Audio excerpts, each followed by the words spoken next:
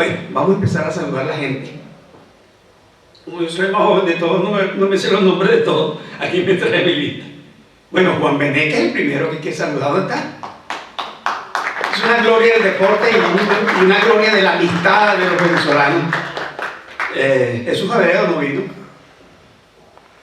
Gonzalo González es el más grande de la publicidad aquí en Miami. Ronald no vino tampoco. Es que las distancias son muy grandes. Eso sí tiene mano Miami. Pachi y Patricia tampoco. Guillermo y María Isabel. Bueno, vino Guillermo solo. Hernán Zorate es un gran amigo de hace muchos años. Sari Villani, también un peleador por la democracia. Maracucho, que fue alcalde y que, bueno, es alcalde del corazón nuestro, que es lo que más vale.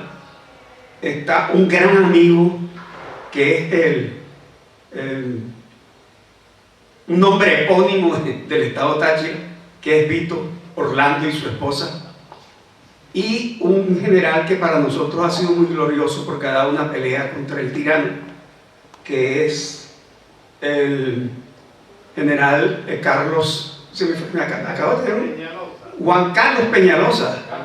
Carlos Peñalosa, que escribió un libro muy importante. Bueno, de que no vamos a nombrar todos los libros como nos vemos luego. Vamos a decir que uno. Está Marina, a quien le damos la bienvenida, Marina Greco Aide. Y bueno, vamos a comenzar con el evento, tratando de ser breves para que no nos agarre la cola de salida.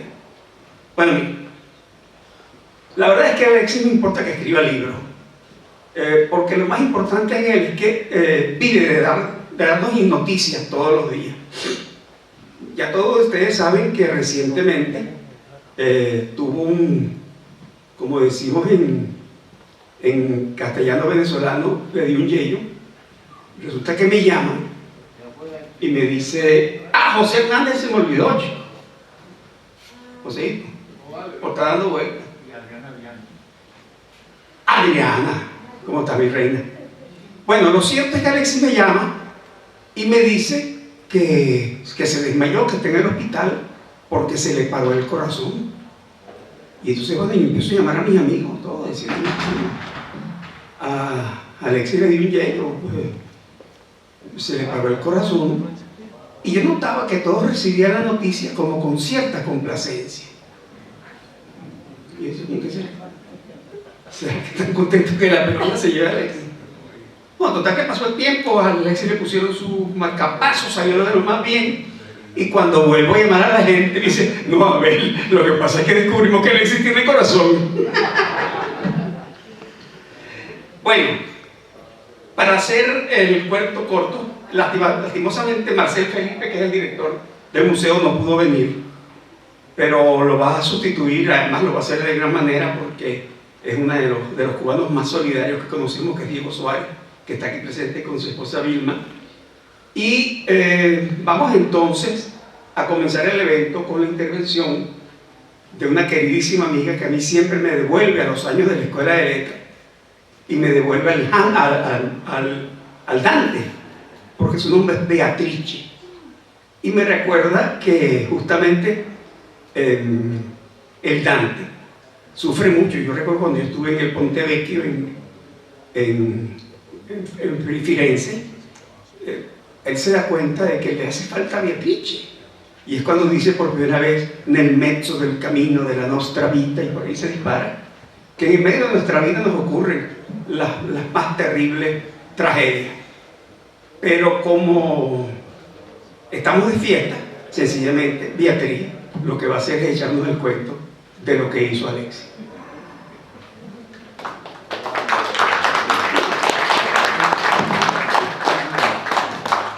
Beatrice Portinari.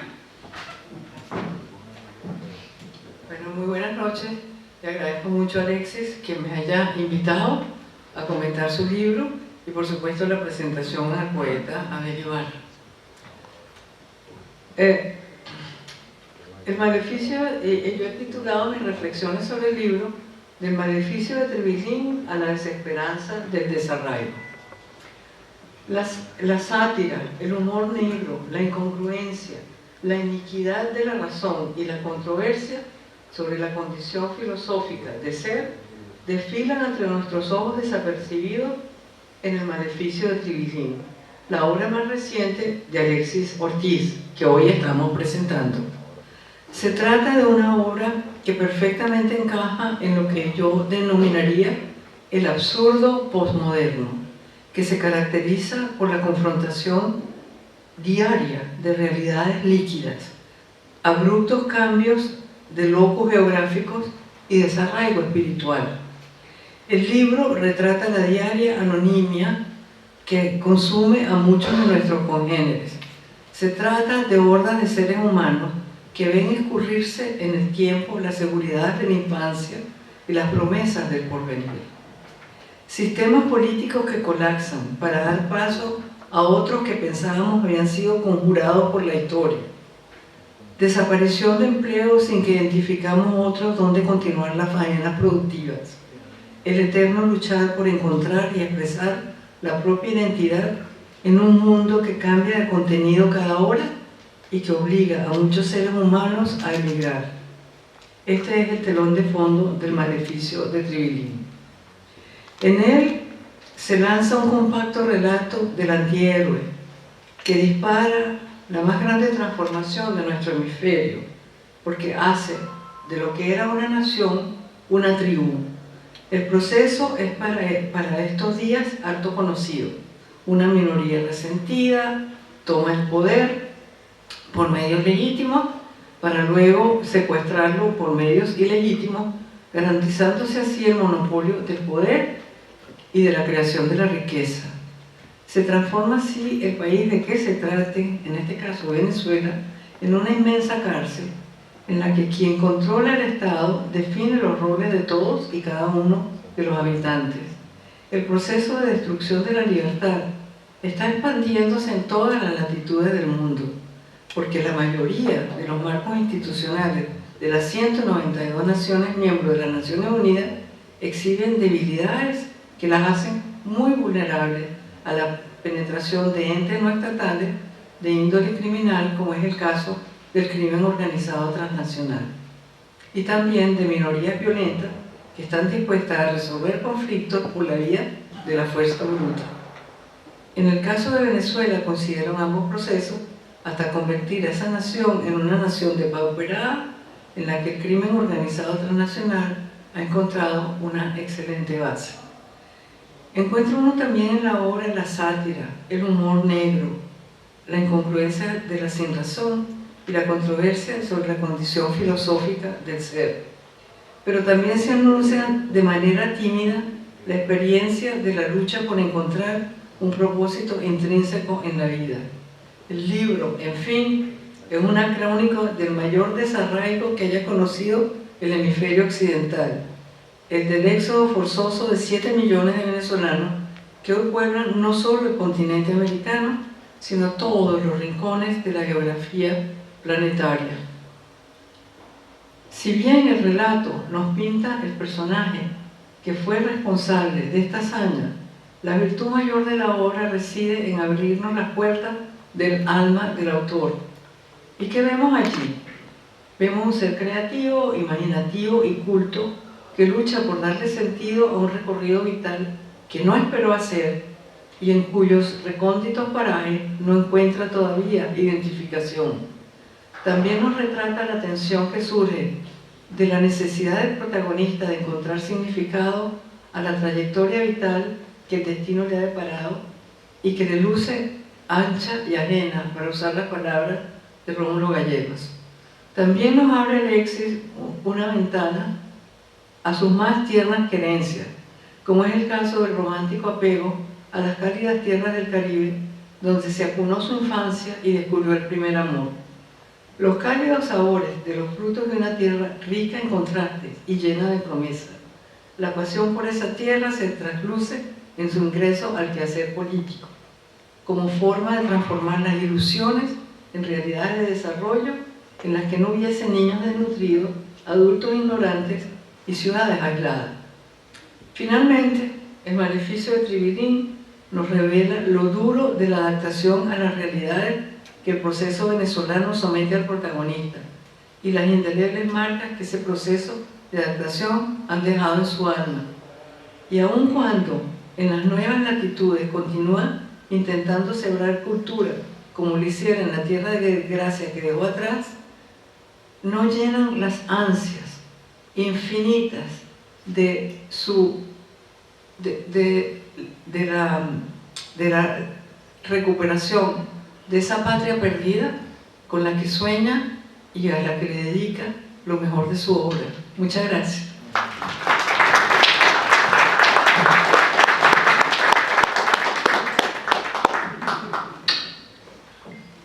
Se me pasó por la mente, porque no le tiene tanta urticaria a los militares que se me olvidó el almirante Marco Justiniano, que es un hombre democrático y defensor de Bolivia hasta lo más profundo.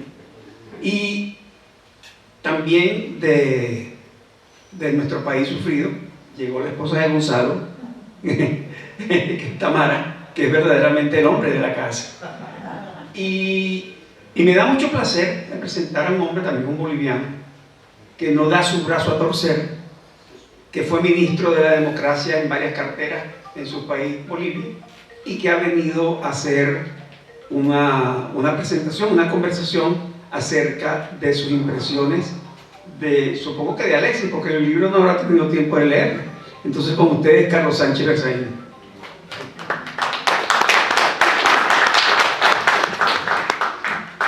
Muchas gracias. Agradecer a Alexis por esta invitación y aclararle al poeta que sí he tenido tiempo de leer el libro, porque está en Amazon, y que aquí estoy hojeando el texto. Si no lo hubiera leído, no hubiera tenido la osadía de estar aquí presente, cosa que no es siempre una cualidad de otros amigos que conozco. En todo caso, quiero empezar felicitando a Alexis, celebrando su nuevo libro, su 20º libro, felicitándolo porque presenta el libro como una mezcla de ficción y realidad, de defensa de la economía libre, de la sociedad abierta, de la conservación de la naturaleza y la convivencia democrática, como él dice, celebrando que acompaña a la descripción del personaje que es el dictador, jefe y organizador de la más importante banda de crimen organizado del siglo XXI en la región, Hugo Chávez, la primera parte del libro, y después presenta una serie de lo que son sus artículos y comentarios que publica en diferentes periódicos de Estados Unidos y de las Américas. Así como celebro a Alexis y siempre lo congratulo, con quien me une una extraordinaria amistad, porque entre otras cosas ustedes no saben, Alexis es uno de los miembros fundadores del Inter-American Institute for Democracy, que aconteció en la primera parte de este siglo, cuando muy temprano en Estados Unidos empezaban a llegar exiliados de los gobiernos que en ese momento eran populistas y que nadie quería ver como dictaduras. Entonces, a través del análisis y del estudio, terminamos por coincidir que se trataba del proyecto de revitalización del castrismo, auxiliado por Chávez, el castrismo que agonizaba el año 1999, que se recrea en el siglo XXI y que genera primero el movimiento bolivariano, bajo mando de Chávez, subordinando a Fidel Castro, que después se convierte en socialismo del siglo XXI y que ahora se llama castrochavismo, y que ha tenido un punto de quiebre muy importante, que es el fallecimiento de Chávez. Muy conveniente para la dictadura cubana, porque a partir de ese momento Cuba toma el liderazgo del proyecto y subordina y convierte a Venezuela en su plataforma principal y su colonia más importante. ¿Qué es lo que es hoy día?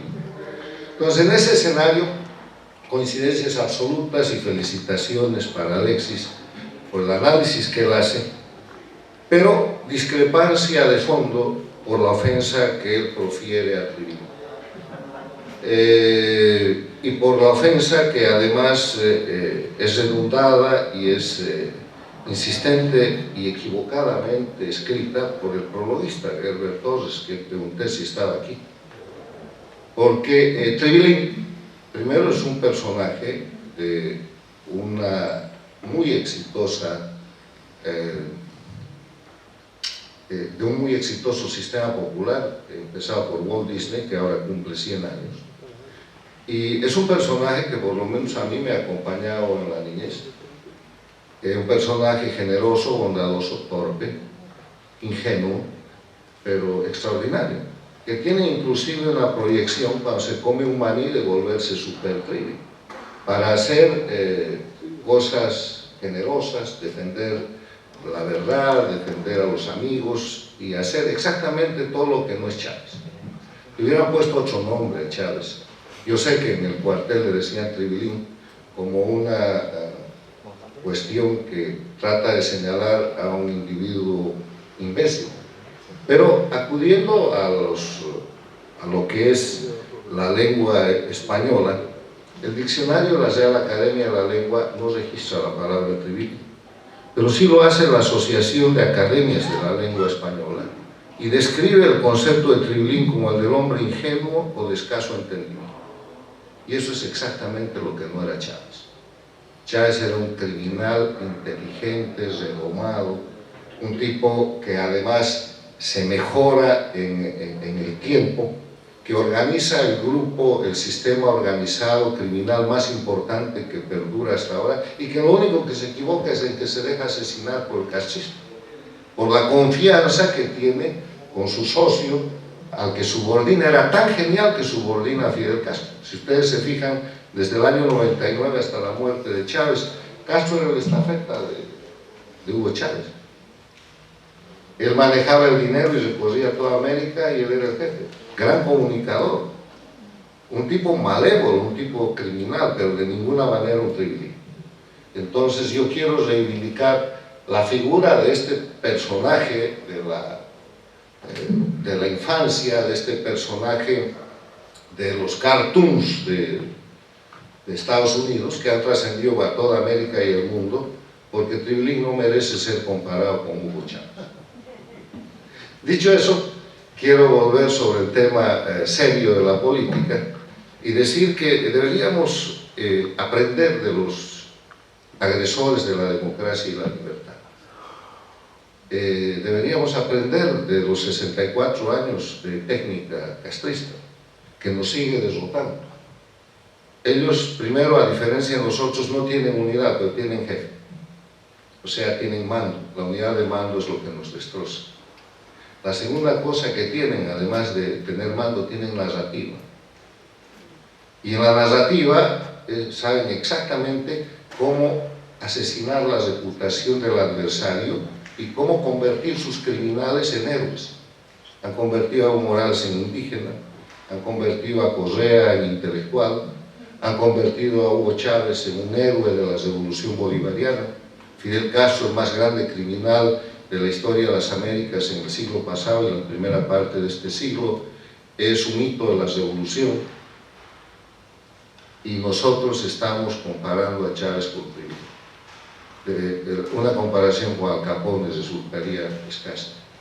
Yo creo que lo que hay que hacer con Chávez es ubicarlo en la verdadera dimensión de la historia, con los mismos argumentos, con la misma documentación seria que registra la dinámica de un cartoon de Walt Disney, sino en la dinámica de lo que es el cuadro de honor de los criminales más importantes de la historia de la humanidad, junto con Hitler, junto con los grandes asesinos de la historia, porque además el daño que él ha perpetrado continúa. Y cuando cese, no sé si será más grave o será menos grave que el que han perpetrado los asesinos del siglo pasado o los asesinos de los siglos antepasados, pero sin duda ese será el lugar en el que la historia lo tenga que ubicar. Felicidades, mi querido Alex.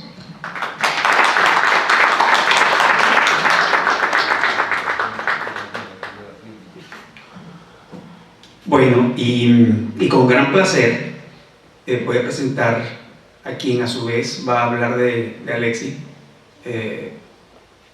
brillantemente, como lo hace siempre, desde ese grupo que es una peña que desde hace muchos años funciona aquí en Miami y que es un héroe realmente de la resistencia cubana, y es don Diego Suárez.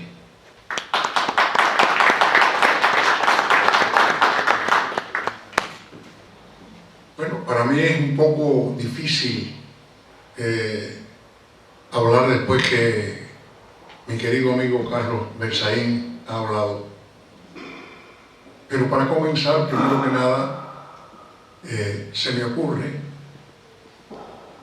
empezar con en Cuba había, durante la guerra independentista, durante la colonia, un maestro de maestros que se llamó don José de la Luz y Caballero. Don Pepe de la Luz y Caballero tenía una serie de aforismos famosos de muchachos en la escuela pública de Cuba. Todo eso se estudiaba. Y tenía uno que hoy aplica, porque yo no voy a hacer otra cosa diferente. Y decía este aforismo: todo está dicho ya, pero las cosas cada vez que son sinceras son nuevas. O sea, sé que si algo repito que ya se ha dicho, interprétalo como una cosa nueva. Para mí es un placer, primero que nada, Marcel me encomendó, me llamó que no podía acudir hoy por cuestiones que le surgieron, y entonces me pidió, como es natural, que a nombre del museo le diera la bienvenida a todos ustedes. Yo soy el más viejo, por no decir el mayor, pero hay realidades. Yo fui fundador del museo en el año 1970 y pico. Y entonces, pues aquí estamos. Deseo a nombre del museo, a todos los que nos acompañan aquí esta noche, darle una calurosa bienvenida y comunicarles que, aunque este es el Museo de la Diáspora Cubana, hemos ampliado el concepto de museo para que sea el Museo de la Diáspora Latinoamericana. O sea, sé que todos son extremadamente bienvenidos en el museo, y que sepan ustedes que esta organización está a disposición de la causa de la libertad, de la democracia, y lo que perseguimos no es solamente, hay muchas maneras de hacer patria. Haciendo arte también se hace patria. Pero lo importante es que sepan ustedes que el museo está a disposición de todas las buenas causas, sobre todo de América Latina. Así que bienvenidos a todos a nombre del museo y a nombre de nuestro chairman Marcel Felipe. Ahora, entrando en tema, me toca a mí hablar algo sobre el libro del famoso Tribilín. Yo les voy a confesar, cuando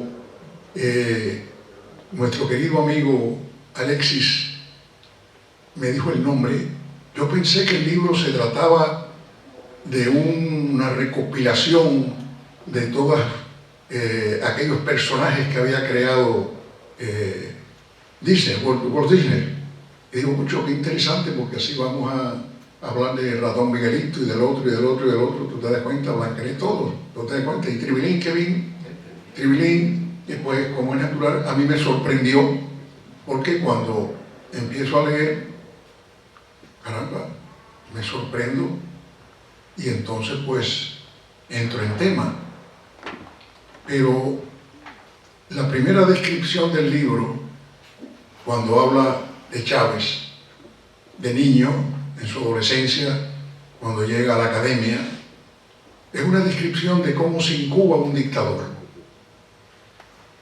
Bueno, pues un dictador, la incubación empieza precisamente porque sea un individuo, y es exactamente lo mismo que le pasó a Cuba con Fidel Castro. No hay mucha diferencia, porque todos los dictadores más o menos tienen el mismo camino, la misma ilusión de dominarlo todo, asesinar, controlar, hacer. Ya no tenemos que hacer historia ni de lo que pasó en Cuba ni de lo que está pasando actualmente en Venezuela o en Nicaragua. Pero ese es el proceso de la vida. No es tampoco que ya Nicaragua terminó o que se acabó todo en Venezuela o que Cuba más nunca vuelva a la democracia, no es así. Pero a mí me dio mucha satisfacción porque como cubano tuve el placer de conocer hace bastantes años, cuando vino a ingresar esta legión del destierro de los países latinoamericanos encabezados por Cuba en 1960-59, cuando conocí a Alexis Ortiz. Tuvimos muy buena comunicación, hemos hecho una amistad formidable y no quiero ser pálido en hablar todas las cosas buenas que se pueden hablar de Alexis. Alexis es un gran comunicador, se expresa muy bien, a los cubanos le cae simpáticamente bien, o sea, hace que muchos cubanos sienten una gran admiración por Alexis. Así que quizás yo, a nombre de los cubanos y a nombre del destierro cubano, le puedo certificar a nuestros queridos hermanos venezolanos de que los desterrados no son los venezolanos, ni son los nicaragüenses, ni son los cubanos, ni somos los cubanos. Los desterrados somos un solo pueblo, y ese es el nombre, desterrados. Pero todos vivimos con la ilusión del regreso a nuestra patria. Ya nosotros hemos ido envejeciendo y nos hemos ido cargando de años, pero hemos tenido el privilegio de ir envejeciendo juntos al pie de las nuevas generaciones. Y es formidable las cosas que dice Alexis en su libro, porque el libro en sí no es un libro simplemente para hablar del dictador de Hugo Chávez o el sobrenombre que le pusieron. Que déjenme decirles que en Cuba, exactamente igual que en todos los países que fueron de origen español, pues hay esa costumbre de ponerles un sobrenombre. Y yo creo, y discrepo un poquito de mi amigo Carlos Sánchez Berzaín, yo creo que el nombre está bien puesto. Está bien puesto porque no era para glorificar a Hugo Chávez con la magnificencia de Tribilín, que era el amigo de los niños. Pero en la forma despectiva, cuando se habla de un presidente o de un líder o de alguien, el poder darle un alias, un sobrenombre. En Cuba le decían nombrete. Y era muy corriente.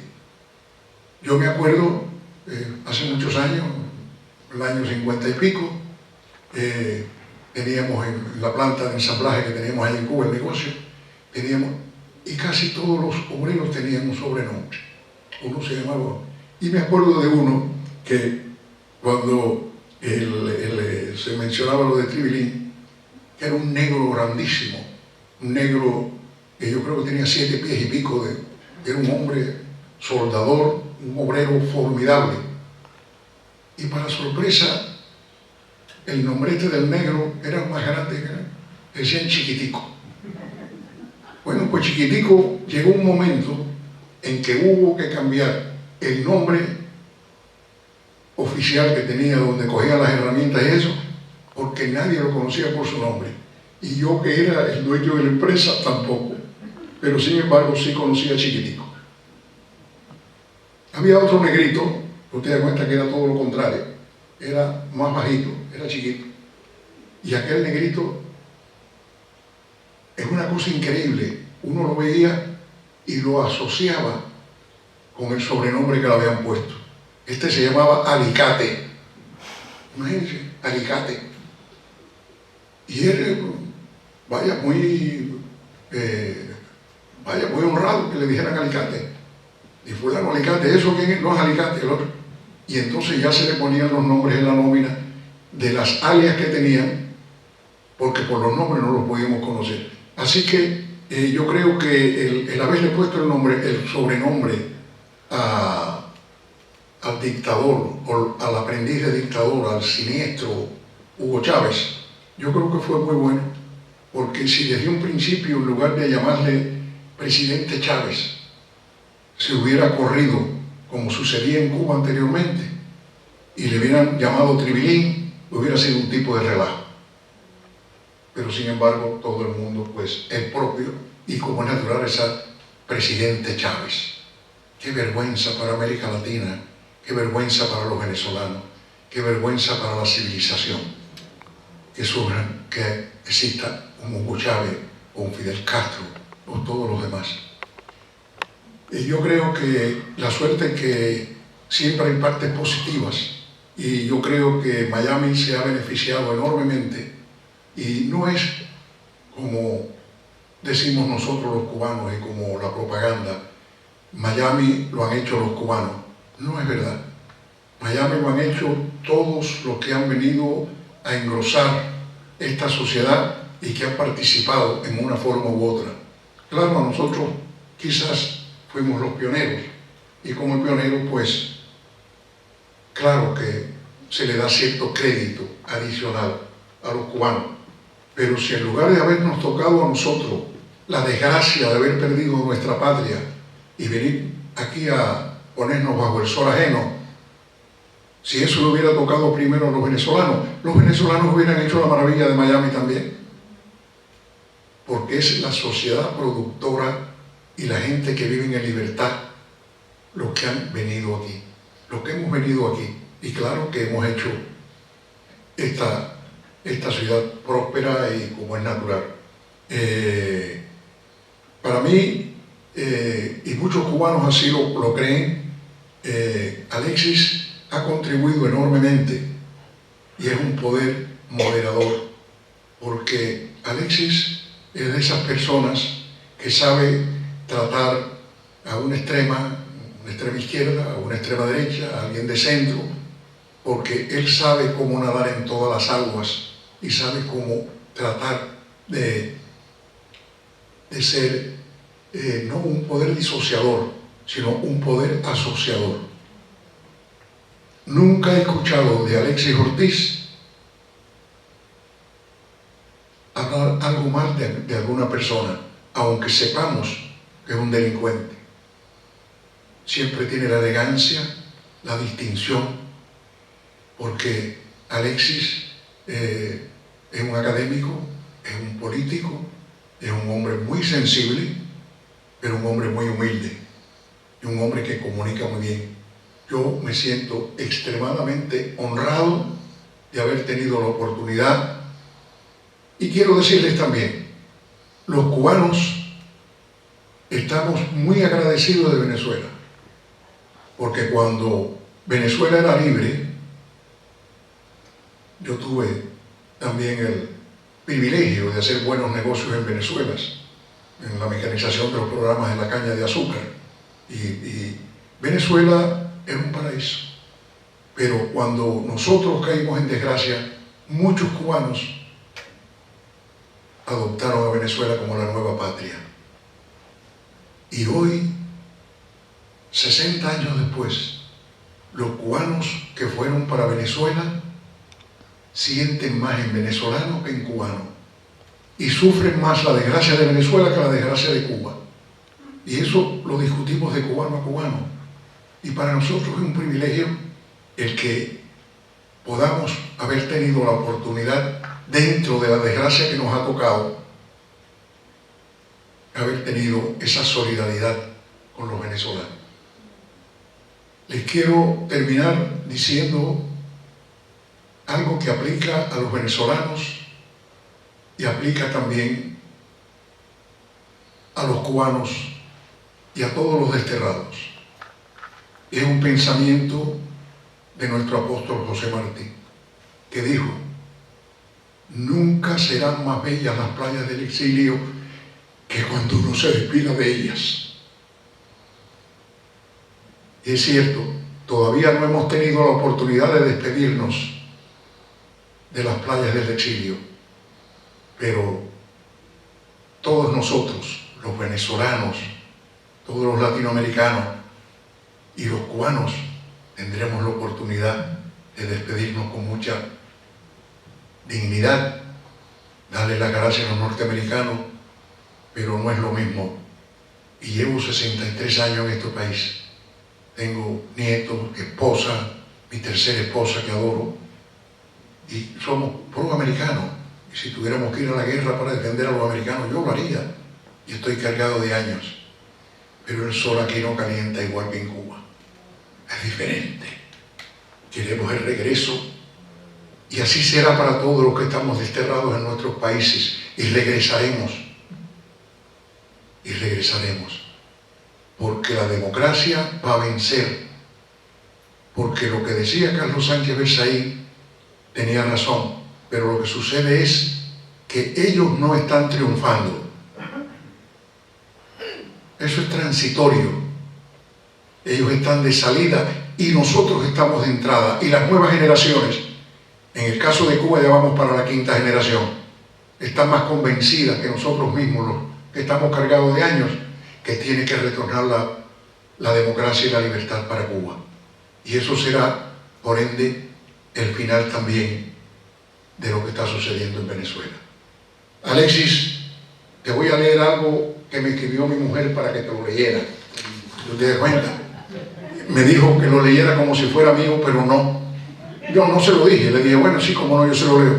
Y entonces te voy a leer lo que escribió ella, porque yo siempre hago las cosas, las comparto con ella, ¿no? Como que ella me cuida tanto y me quiere tanto. Con Alexis. Dice, y esto es formidable porque dice así, dice, en un libro, es corto, no se asusten, en un libro donde el lector fluye a través de diferentes temas, como diferentes son las inquietudes de un ser humano. Qué cosa tan bella. Queda de manifiesto que escuchar y aplicar opiniones de grandes líderes es de sabios. Esto ha llevado a Alexis a escribir un libro anual que 20 años cumpliendo una promesa a la Virgen del Valle debido al comentario de Rómulo Betancourt que los políticos venezolanos no escribían suficientes libros. Eso lo dice él en su libro. Así que, pero en este libro el autor hace un análisis psicológico de la niñez y adolescencia de Chávez, lo cual lo llevó a convertir al país más próspero de América en un empobrecido narcoestado. Entre la recopilación de varios de sus escritos, Alexis hace un elogio a la elocuencia y lo demuestra magistralmente en el capítulo Vivir es a través, que también lo hemos leído. En este monólogo de mi vida, Alexis nos narra, dando cátedra de escoger las palabras tan magistralmente, algunos episodios de su vida que, aunque más de uno los considere pecaminosos, yo difiero totalmente. Es ella la que habla. Como dicen los cubanos, pues son simples travesuras que le dan muy buen sabor a la vida. Estarás complacido, tú te das cuenta, porque hay que ser atrevido para venir a hablarle a un grupo tan culto como ustedes y nosotros, que en definitiva somos. Quiero terminar diciendo algo que lo diría un español. El autor que nos ocupa hoy, Alexis Ortiz, es un gran hacedor de libros. Felicidades.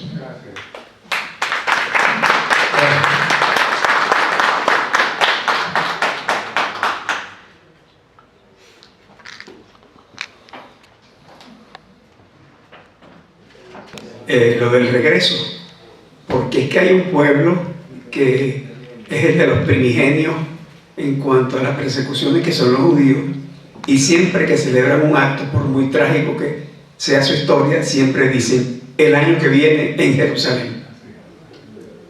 Bueno, yo estoy de acuerdo con el doctor Carlos Sánchez Berzaín con lo de los apodos, porque es una injusticia con Tribilín compararlo con semejante monstruo. Como yo estoy en desacuerdo porque mis amigos desde que yo era chiquito me llamaban el enano. Y eso es una injusticia.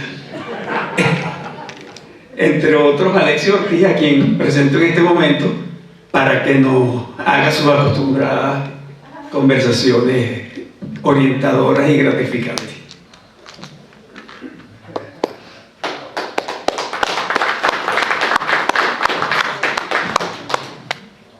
Bueno, queridas amigas y amigos, bueno, la verdad es que me siento muy feliz, muy contento, muy reconocido de que estén todos ustedes aquí, gente muy pero muy querible. Debo comenzar por explicar el nombre del libro, porque ese ha suscitado interés, ¿no? El libro se llama El maleficio de Tribilín por dos razones. La primera es que yo soy un devoto, pero muy devoto, de Federico García Lorca. Desde mi punto de vista, el poeta más grande de la lengua castellana. Y además, dramaturgo y mártir de todo el terrible proceso español. Y entonces él escribió entre sus obras una comedia que se llama El maleficio de Tribilín. Entonces, acordándome de esa comedia, usé la palabra maleficio para este libro, ¿no? Y Tribilín, porque los muchachos, los compañeros de estudio en el bachillerato con Chávez, lo llamaban Tribilín. Y como se dice en el libro, lo llamaban Tribilín porque era idéntico a Tribilín. Entonces, desde luego que es una cuestión que bruta de la creatividad de sus condiscípulos, y bueno, era también una manera de hacerle un homenaje a esos muchachos que fueron tan perspicaces y tan creativos, ¿no?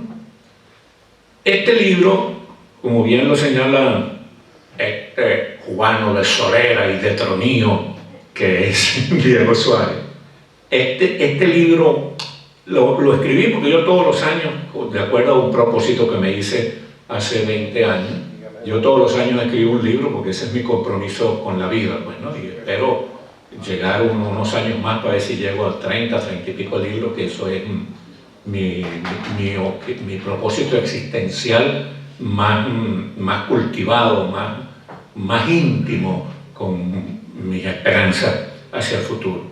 Pero estaba pasando el año, entonces se me estaba pasando el año y con tantas cosas que hacer, no había escrito el libro que correspondía al año pasado, ¿no? Entonces mis hijas, que están muy alertas, muy moscas, como se dice en criollo, bueno, papá, está pasando el año y no has escrito el libro. Entonces mi hija Gabriela, que es una muchacha extraordinaria, en ella se cumple eso de que los hijos superan a los padres. Esa muchacha es realmente sumamente versátil. Ella es profesora de inglés para extranjeros y para preescolares, es licenciada en Relaciones Públicas, es actriz, está estudiando ahora para directora de teatro. Bueno, Adriana la conoce y para Adriana sería muy grato esa relación, porque digo que es una muchacha de primera. Ella me dijo, bueno, papá, ya que tú no has escrito el libro de este año, ¿por qué no me escribes un monólogo para yo actuarlo alguna vez, no? Entonces yo, pero hija, yo soy un escritor político, soy un escritor de combate político, soy un escritor periodístico, yo no soy un escritor de ficción. Entonces, no, pero sí lo eres, si te lo empeñas, lo eres. Entonces le digo, bueno, voy a escribirte el monólogo, porque imagínate tú, uno no le puede decir que no a la hija. Entonces escribí el monólogo y como era de esperarse me salió politizado, me salió un monólogo político, porque no me iba a salir un monólogo poético porque yo no soy poeta. Entonces, así fue que apareció este libro, y mi otra hija, Delvi Gabriela, que es una india cariña, porque es una hija adoptiva muy querida, también me insistía muchísimo que cariña es la manera de decir Caribe en lengua caribe. Entonces ella es una indiecita cariña, ya una adulta muy bella y muy laboriosa, muy trabajadora. Entonces ella también me presionaba para que escribiera este libro. Otra persona a la cual le debo ese estímulo es a un editor cubano sumamente valioso, sumamente confiable como editor, que se llama Kiko Aroche. Él ya ha publicado otros libros míos, entre otros un libro que escribí con un cubano paradigmático, con Pedro Corso, que se llama Cartas del Destierro. También tengo que mencionar a una persona que ha sido cómplice mío en todas las cosas malas y buenas que he hecho en la vida, que es este sujeto que está atrás, Abel Ibarra. Abel Ibarra es el enano. Una vez una esposa de él me dijo, bueno, ¿y por qué tú le dices el enano? Bueno, yo no sé, debe ser porque es enano. Abel yo quiero que ustedes sepan que Abel es un escritor muy valioso. Desafortunadamente el circuito cultural venezolano, lo que allí llamamos las roscas culturales, no lo aceptaban, no se lo tragaban, porque él es muy rebelde, él es muy díscolo, ¿no? Muy insumiso, entonces no es adulante. Yo soy muchísimo más adulante que él. Él no es adulante, entonces lo rechazaban, pues lo rechazaban. Pero quiero decirle que muy pronto se demostrará que Abel va a ser el escritor más importante de nuestra generación, que es la próxima novela que está por aparecer y que él me la lee todas las noches, y estoy seguro que esa novela va a ser, como dicen allá los porteños, Adrián, va a ser suceso, la novela. También tengo que agradecer a la gente de aquí del museo. Mira, Marcel Felipe es un joven abogado cubano sumamente valioso, pero además que es un buen profesional del derecho, es un tipo de una gran preocupación por la libertad no solo de Cuba, sino de toda Latinoamérica, y la expresa en la gerencia inteligente y eficiente que ha hecho de este museo, que, como bien decía mi hermano menor Diego Suárez, este es un museo que se ha convertido en un museo para todos los latinoamericanos. La señora Irene López, la señora Cepeda, la señora Ana Sexton, son gente chévere que ha ayudado mucho. También nos han ayudado para que este libro haya sido posible Luis Mundaraín, Héctor Salazar, Fidel Marcano y un amigo que descubrí aquí en Florida, ¿no? En Miami, y tiene el terrible defecto que es de La Guaira, un equipo muy perdedor allá en Venezuela, en el béisbol venezolano, pero que es realmente un hermano menor, pero de lujo, que me tocó conseguir aquí, que es Pedro Cabrera. Bueno, aquí en este acto hablaron Beatriz Rangel. Quiero que sepan que Beatriz Rangel es una de las criollas más lúcidas, más brillantes de nuestra generación. Es una mujer realmente culta, además de un gran atrevimiento intelectual y de una gran capacidad de relacionarse con el mundo. Y cuando digo el mundo, digo la élite del mundo. Ella fue ministra, una importante ministra de la Secretaría de la Presidencia en uno de los gobiernos más valiosos que tuvo la democracia, que fue el segundo gobierno de Carlos Andrés Pérez, un presidente inolvidable que fue maltratado, pero que el maltrato a Carlos Andrés Pérez nos condujo a esta tragedia que estamos viviendo actualmente en el país. Carlos Sánchez Berzaín es un gallo fino boliviano. De Carlos Sánchez Berzaín a mí me interesa destacar dos cosas. Primero, que es un amigo con el cual se puede contar. ¿Bien? Y decía el poeta venezolano Aquiles Nazoa que la amistad es el invento más bello del hombre. Y Carlos es un amigo con el cual se puede contar. Pero además a mí me interesa destacar de Carlos algo sumamente interesante. Y es que cada vez que yo puedo le recuerdo a la gente que Aristóteles, que seguramente fue el sabio más importante de la historia de la humanidad, decía que la mejor, la principal, la más estimable virtud política era el coraje. Fíjate que Aristóteles no decía ni la paciencia, ni la prudencia, ni la tolerancia, el coraje. Para ser político hay que tener de eso, coraje, valentía, porque el político, la política es una actividad de servicio público, una actividad de amor al prójimo, pero una actividad muy maltratada. Los políticos, ¿sí?, pagamos muy caro los errores y cobramos muy baratos los aciertos. Y sobre todo en estos tiempos se ha puesto de moda la antipolítica. Es decir, la gente en su simplismo, en su incapacidad para entender la complejidad de la situación contemporánea, entonces han resuelto que los políticos son los culpables de todo, el chivo expiatorio de la sociedad.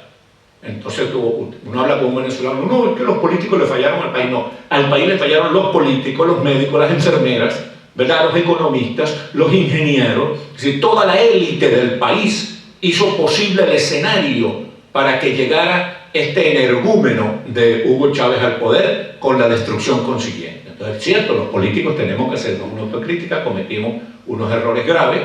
Yo no quería meterme con los militares ni almirantes, pero también fallaron en esa vaina. Aquí está el almirante Justiniano, un modelo de militar democrático, y por eso está en el exilio, porque es un hombre que realmente tuvo fe en la democracia. Y está mi general Peñalosa, también un venezolano de esos modélicos. Entonces, bien, fíjese usted, entonces Carlos Sánchez Alzaín es un hombre de coraje. Eso es muy importante. Un político, Carlos Sánchez Alzaín, lucha todos los días, se faja, uno puede tener diferencias con él, pero es un hombre de coraje. Ahora, esta noche descubrí una cosa de Carlos Sánchez Alzaín que no la conocía, que eran sus virtudes como semiólogo, como lingüista. Esa investigación tan exhaustiva que ha hecho sobre el concepto de Tribilín me ha dejado estupefacto y encandilado, porque realmente demuestra que el hombre tiene una gran capacidad de investigación, que lo descubrí esta noche. O sea que eso engrosa nuestro cariño y nuestra amistad. Bueno, y finalmente quiero decirles algo, o casi finalmente, que es lo siguiente. Mire, yo he tenido la bendición, la verdad es que a mí la Virgen del Valle me protege. Oye, por más que el exilio es duro, y yo sobre todo la pelaga de bola, la angustia económica, todo eso ha sido terrible para mí, pero una de las cosas lindas, afortunadas que me han ocurrido, es que he tenido la bendición aquí en Florida de encontrar unos amigos cubanos realmente lujosos en su amistad, generosos, solidarios, cariñosos. Yo anoté aquí unos nombrecitos, por ejemplo, Enrique Ross, ya desaparecido, un extraordinario historiador cubano que yo disfruté muchísimo pasar horas en su biblioteca conversando y discutiendo con él, porque los dos éramos fanáticos de la historia. Bueno, él bastante más valioso que yo en ese sentido. Otro cubano que recuerdo con mucho, pero con muchísimo amor, era un médico cubano, modelo de equilibrio, de serenidad, de tolerancia política, que era el doctor Vigilio Beato, que creó la peña en la cual nos reunimos los terceros miércoles de cada mes, y que la peña la dirige hoy con la lucidez que lo caracteriza nuestro gran cubano Diego Suárez. Y Diego tiene una ventaja, que él es muy inteligente y muy chévere, pero consiguió una mujer, bueno, que eso es lo mejor de lo mejor, que es nuestra querida Vilma. También Pedro Corso, trabajamos mucho juntos, últimamente escribimos un libro juntos. Ese también, Pedro Corso, a mí me gusta mucho recordarle a la gente que cuando nosotros estábamos en la universidad, por ejemplo, en el mismo momento en que nosotros estábamos en la universidad, y yo era presidente de la Federación de Estudiantes, y éramos los tipos chéveres, con las muchachas, Pedro Corso en ese momento estaba preso en Cuba, desde los 15, los 16, los 17 años, no me acuerdo, 8, 9 años preso. Entonces a mí me causa un desgarramiento, un dolor, sentir eso, ¿no? Que cuando nosotros, ¿verdad, Guillermo? Estábamos llevando una vida de lo más chévere allá en medio de la democracia venezolana, y éramos unos jóvenes de vanguardia, pues, gente como Pedro Corso estaba preso en Cuba, maltratado por esa dictadura, la más infame de la historia de América. Carlos Alberto Montaner es realmente uno de los intelectuales latinoamericanos más lúcidos, más brillantes, más productivos, más reconocidos. Ahorita se fue a vivir a Madrid. Yo también estoy muy agradecido con Carlos Alberto Montaner, con otro cubano que desapareció también, que se llama Pepito Sánchez Bowley, un abogado cubano, pero de lo mejor de lo mejor. Además de esa, quiero contarles un cuento de Pepito para que ustedes vean cómo los cubanos son de generosos, ¿no? Un día él llegó una peña donde estábamos. Entonces él llega con una guayabera bellísima. Y yo, que mi tío Francisco me enseñó a echarle piropos a hombres y mujeres, ¿entiendes? Y soy muy adulante, le digo, cónchale, Pepito, esa guayabera te queda muy chévere. ¿Te parece, Alexis? Sí. En la próxima reunión de la peña se me apareció con una guayabera igualita de regalo. Esa cosa no la olvido porque eso es lo que caracteriza a los cubanos de esa generación, a esos cubanos que no se rinden, a esos cubanos que son un modelo para nosotros, para que no nos rindamos, para que sigamos en la lucha, no importa la adversidad, no importa los inconvenientes y los escollos que se nos presenten.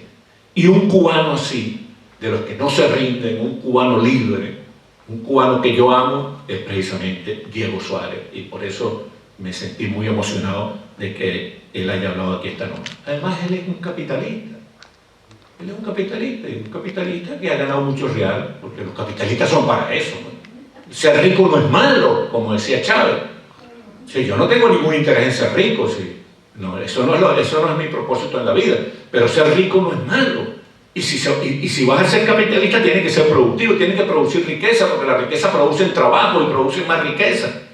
Pero no es un capitalista salvaje, Diego Suárez.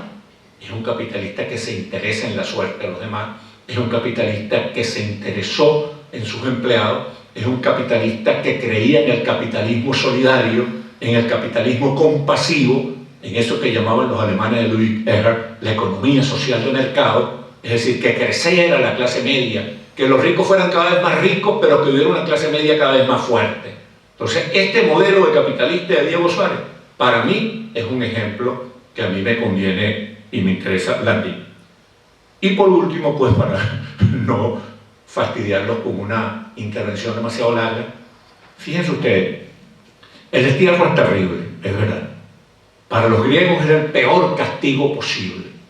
Para los griegos de la Grecia democrática luminosa de Pericles del siglo V a.C., el principal castigo era el exilio. Quien salía para el destierro, bueno, los griegos preferían la muerte al exilio. Bueno, entre otras cosas porque Grecia era algo sumamente luminoso y más allá de Grecia estaban los bárbaros. Entonces nadie quería vivir con los bárbaros, que no es el caso de ahora, porque uno va al exilio y llega a un país chévere como Estados Unidos, un país chévere como España, como Colombia, pero los griegos estaban fastidiados, tenían que ir a vivir con los bárbaros. Pero el exilio decía que es algo terrible.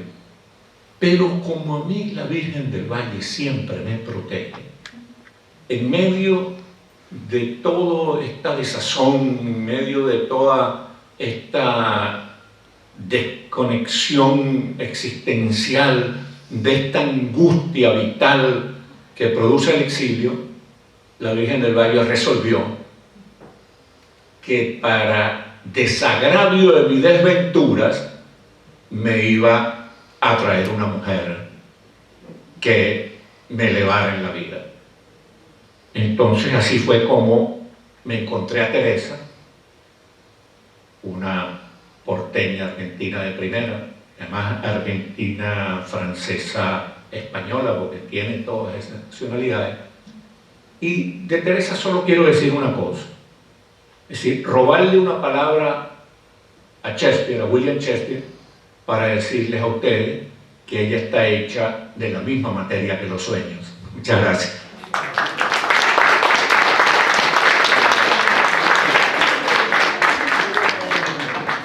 Bueno, se acabó y les recomiendo que compren el libro que está del lado izquierdo del salón y que nos tomemos unos traguitos porque no puede ser tanta seriedad.